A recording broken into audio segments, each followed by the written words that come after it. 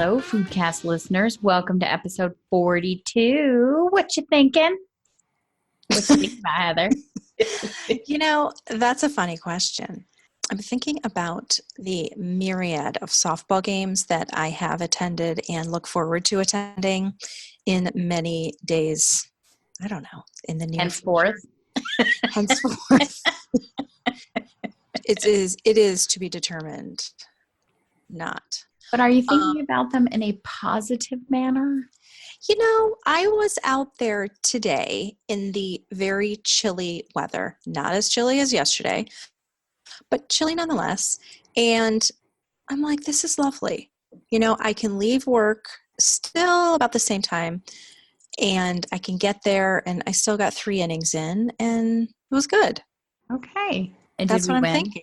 Not very much. It was a really good game. I got there and they were up 14-10 and they held it for a long time. And then like the 6th inning, the other team did some really good stuff and we had some fumbling in the field and we lost by 1 run.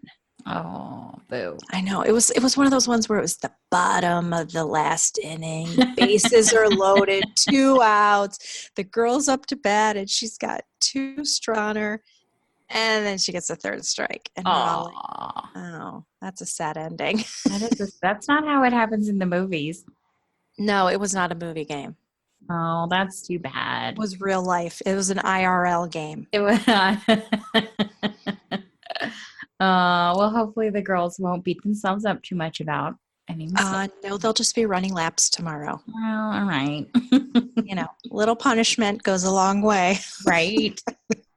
As long as they're not punishing themselves, which is kind of what we're going to talk about today. Oh, is that what you're thinking? That's what you're thinking.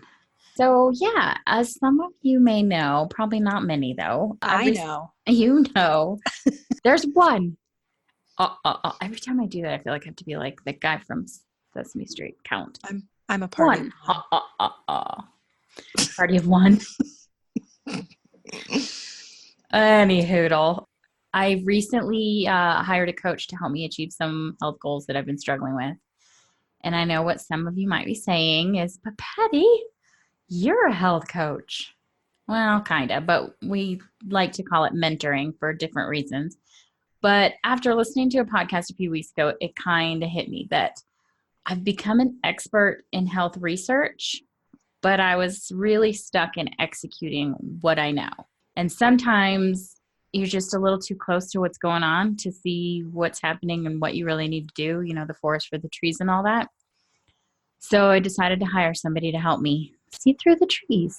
Isn't this also kind of one of those things where you look back at a point in your life and you go, oh, I had no idea that's what was going on at that point because I was in the thick of it, and you don't really know what was going on until you've gotten some distance. Exactly, right. So he's helping me get that distance and get that vision of, okay, this is how you execute it. So I'm in week 4 of the beginnings of an 8-week program. It really goes on longer than that, but the formal part is 8 weeks. And I'm already seeing some pretty good success measures, namely I've slept a couple times. I've slept 6 hours at a stretch, which is huge. Wow. I know. It's very huge for me. Is that why you're so perky? That and I just ate. I'm not really ready to talk about the whole thing just yet. I kind of want to see how it plays out. But there's a couple things that came up, namely, this big one that really hit home for me. I think maybe because I'm finally ready to hear it. And sometimes you have to be in the right brain space. And Heather and you and I talked about this offline, is that sometimes we're just not ready to hear the things we know we need to hear, but they're not going to soak in. And so for whatever reason, I must be ready. You're spongy. I'm spongy right now. But the thing that's really changed the biggest part of what I'm doing is how I think. He's helping me think that, you need to move properly, obviously, and you need to eat the right things, but you have to think healthy thoughts to really get things moving. And I know that sounds weird. I'm going to explain. It's funny because it's one of those things where when it's happening, you don't even realize why it's happening, how it's happening. You're just like, oh my gosh, everything is so great. And this is awesome. And this is awesome. Well, once you get yourself on that positive roll, you just keep on spinning. Right. Same thing with, with the flip side of it. If you get yourself in a rut, you kind of stay there if your mindset is stuck there. Yeah, So exactly. no, this is really good stuff. So part of it is, how do you talk to yourself? And if you're like most women, you say things to yourself that you would never say to a colleague, a friend, a daughter. And why does that matter? Because, well, you might say, nobody hears these things except me. Well, that's exactly why. You hear them. You're saying these things to yourself. And if we've learned anything from our manifesting talks, it's you get more of what you focus on. So when you berate yourself over your stomach or your hips or your thighs, you're focusing on that negative emotion.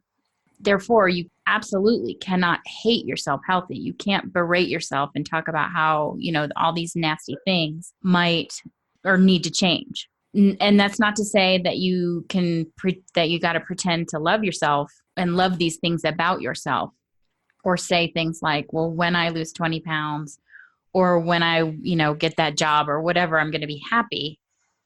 You have to love yourself now enough to make the changes that you want to see. I have an interjection here. Yeah.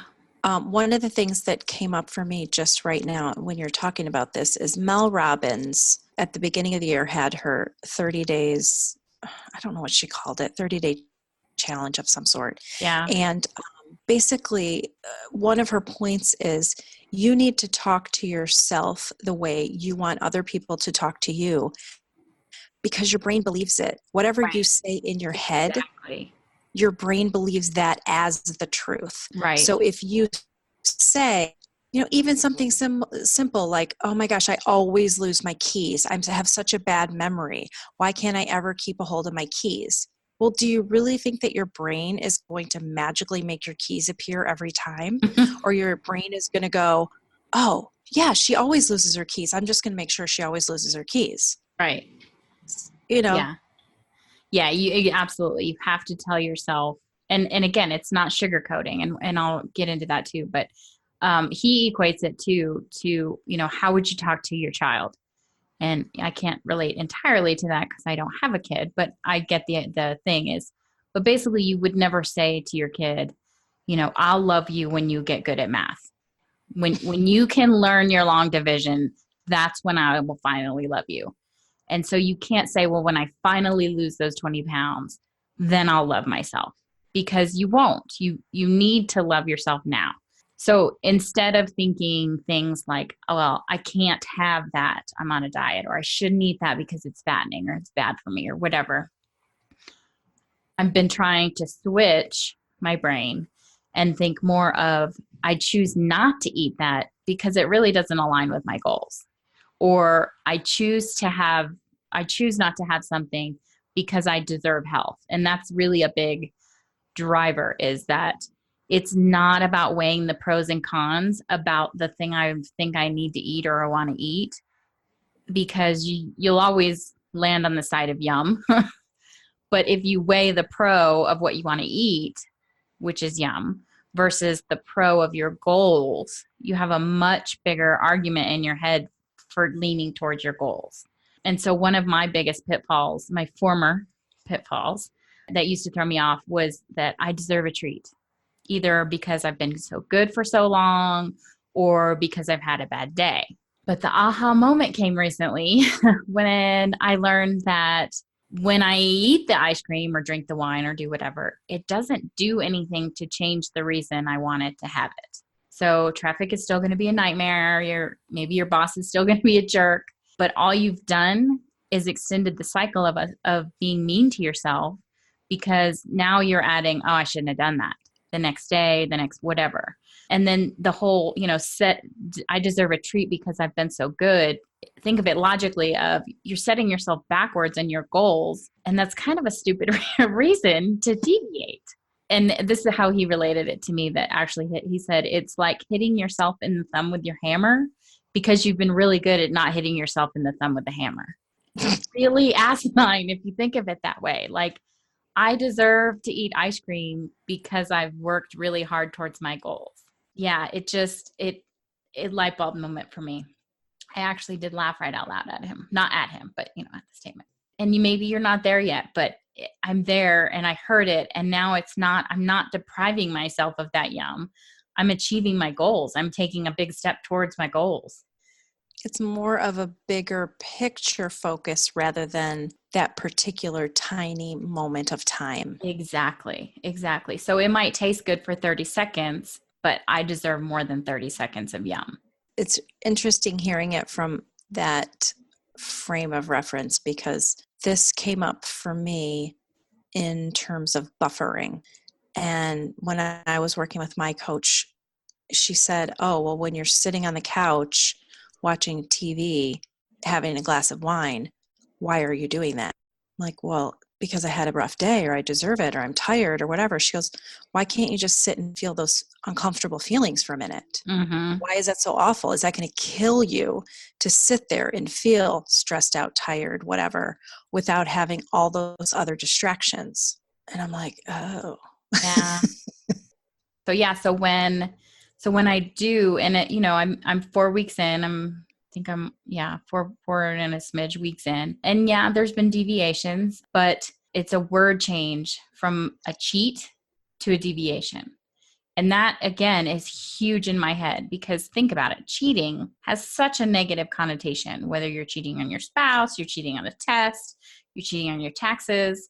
I mean, there's never a time where you say, oh, I cheated on and then end with a positive thing, right? No, it's a moral problem. Right. So I don't want to equate that with trying to get healthy. So, because again, that just reinforces those negative emotions. So instead of saying cheating, oh, I had a deviation. A deviation is a blip. I was on a path. I chose a different path. Maybe it didn't work out. Hopefully I learned from it.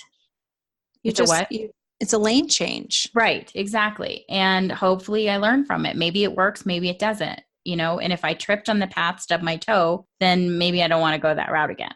And I know it sounds a bit woo-woo, which is funny because this guy could not be farther from woo-woo. And Heather knows him. That's why she's giggling.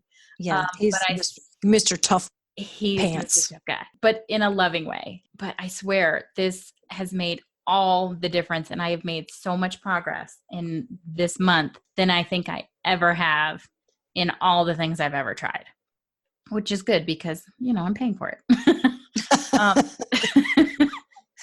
So you're getting your money's worth. Good job. Right. So there's more to come on this in episodes probably coming up, but I just wanted to share this, and hopefully somebody out there, it's their time and they're ready to hear this. And we can talk more, like I said, later. And if you have questions, I'd love to hear them. So shoot us a note on the Facebook page. So for this week's Ditch and Switch, I'd really like to go back to that oldie but goodie, to ditch the negative thought and not just replace them with something like, oh, I love my thighs, or I love because you don't really believe that. Change it to something that you really do believe. I love myself enough to make a change for my thighs. Well, to make them stronger. To make them stronger, right. And ditch the beating yourself up and the I'll be happy when nonsense. You want to be happy now. Embrace the happy in this moment. Be nice to yourself. Be loving. Give yourself grace when you do have deviations. And then step back and see what you can learn from them. And then again, love yourself enough to make the changes you want to see. I know it's harder than it sounds, but it doesn't have to be. It might take a little fake it till you make it to get there, but you can do that with the very next choice that you make.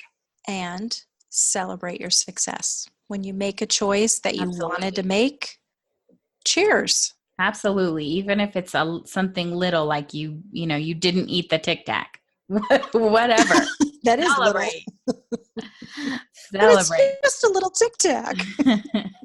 All right. Don't forget to sign up for our newsletter at foodmoose.com. Find us at Food Moose on Facebook, Pinterest, and Instagram. Also, we'd love it if you subscribe to the podcast. If you wrote us a review where we found this, helps other people find us. So that's all I got for this week. Heather, you got anything else? No, just we love you. Thank you. Love you. All right. Let's all go live for real. Moose out.